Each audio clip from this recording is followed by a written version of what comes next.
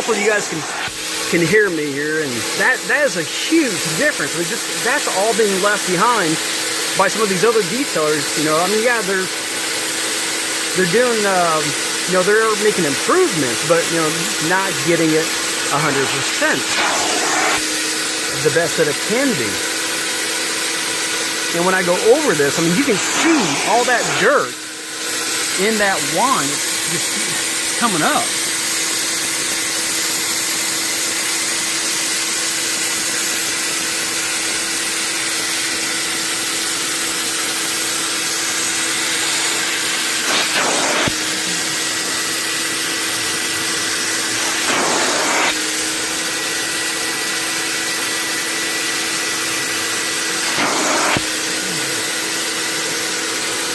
Go back over it, make sure that everything is up as best as it's going to get.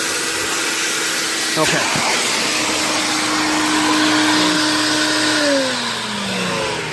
Okay, guys, let's check out, see what we got. Oh yeah, that is a huge, huge difference. Now, guys, yes, there are absolutely detailers out there, you know, they're going to be, you know, cheaper. But their focus is get the car in and out as fast as possible, and that's when